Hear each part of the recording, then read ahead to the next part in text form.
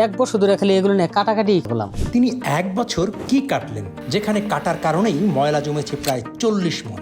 অন্তত পক্ষে ধরেন আমি 30-40 মণ লাকড়ি পুরাইছে আর খালি আমার বকাবাজি করছে। আর এভাবেই তিনি ঘরের মানুষের বকাবাজি শুনতে শুনতে করলেন বাজিমাত। বড় বড় কোম্পানি আমার এরকম প্রস্তাব আছে, অনেক ফিনল্যান্ড থেকে প্রস্তাব আছে, ইটালি থেকে প্রস্তাব আছে। আমি যদি এই সমস্ত কোম্পানির সাথে চুক্তিবদ্ধ হইতে তো আমি যদি গোলামি খাটলাম তাহলে আমার উদ্যোক্তা হওয়ার কোনো লাভ হইল না। তাই তিনি বেছে নিলেন এক ভিন্ন পথ।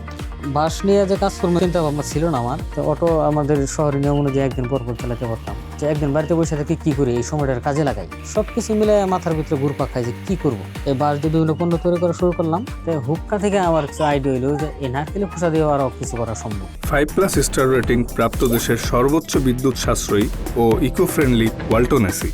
Walton air conditioner, smart comfort এখন নেক্সট লেভেলে। অনলাইনে বিভিন্ন জায়গায় দেখেছি নারকেলের খোসা বিভিন্ন ধরনের ছবি টবি দেখি। পরে দেখলাম যে আসলে বাস্তবিকভাবে এগুলোর কোনো অস্তিত্ব নাই। পরে চিন্তা করলাম যে এটা নিয়ে আমিও কিছু করি। যখন এই কাজটা শুরু করলাম আশেপাশে দেখলাম যে আরো অনেকেই নারকেল খোসা নিয়ে কাজ করতেছে। পরে চিন্তা করলাম আচ্ছা তারা যে কাজগুলো করতেছে আমি তার থেকে একটু ভিন্ন কিছু। একটা খোসা ফুট হয়েছে, চিন্তা করি যে এইরকম কিসের মধ্যে দেখা যায় এরকম বাস্তবিকভাবে কিছু আছে কিনা। ঠিক আছে, ওই জিনিসটার মানে রিচার্জ করতে করতে দেখা যায় কোনো একটা প্রোডাক্ট নতুন ডিজাইন আনতে গেলে আমার 1-1.5 মাস সময় চলে যায়। একটা ডিজাইন পাইতেছি আমি। র প্রসেসটা আপনার হলো এই বাঁশ আর নারকেল খোসা দুইটাই আপনার প্রাকৃতিক মেটেরিয়াল, যেগুলো আপনার আনার পরে এগুলো আমরা মেশিনে পরিষ্কার করি। বাঁশের চিনিটা আপনার যে কোনো প্রকারে রিমুভ করতে হবে। যতক্ষণ না পর্যন্ত আমরা বাঁশের চিনি আর ভিতরে আর্দ্রতা রিমুভ করতে পারতেছেন ততক্ষণ পর্যন্ত ওটাতে ঘুণ ফাঙ্গাস আসবেই। লোকাল মার্কেটে শুরুর দিকে যে প্রোডাক্টগুলো বিক্রি করছি ওই কাস্টমারগুলো আমাদের কাছ থেকে এখনো প্রোডাক্ট নেই। সব ধরনের বাঁশের প্রয়োজন পড়ে। বোদম বাঁশ বলেন, আমাদের স্থানীয় ভাষায় যেগুলো পাতি বাঁশ বলে, এই বাঁশগুলো দিয়ে আমরা এই ধরনের স্ট্যান্ড গুলো তৈরি করতেছি। আপনার এই যে কাপ পিস রাখার যে স্ট্যান্ড, আমার এই প্রোডাক্টটা যেই নেই বছর পর বছর তার ঘরে থাকবো। ঠিক আছে, প্রোডাক্টের দিকে তাকায়া মনে মনে বলবো যে অমুক জায়গা থেকে প্রোডাক্টটা কিনে নিয়ে আসছিলাম। এগুলো তো আমরা হলো ফুড গ্রেড ভিনেগারে ভিজায় রেখে তারপর আপনার হলো পরিষ্কার পানি দিয়ে ধুইয়া প্রোডাক্ট তৈরি করি। আর আপনার নারকেলের খোসা বলেন আর বাঁশ বলেন, দুইটা প্রোডাক্টের প্রথম শর্ত হলে এটা আপনার ভালো করে শুকাইতে হবে। বাঁশ সংগ্রহ করি আমরা সিজনালি। অনেকে তো আপনার সারা বছর কাজ করে, দেখা যায় যে সারা বছর বাঁশ কাটতেছে আর কাজ করতেছে। আমরা তা করি না, আমরা নির্দিষ্ট মৌসুমে একসঙ্গে বাঁশ সংগ্রহ করি, তারপর সারা বছর সেই বাঁশ দিয়ে কাজ করি। শুরুর দিকে হলো নিজের প্রয়োজনে করতাম। এরকম যদি ওয়াইফ বলতো যে আমার একটা রান্নার কাঠি বানাই দাও, বানাই দিতাম। ঠিক আছে, অনেক সময় মেয়ে বলতো আমার একটা কলম বক্স তৈরি করে দাও, দিতাম। বাঁশের প্রতি আসলে শুরু থেকে আমার একটা মানে দুর্বলতা আছে।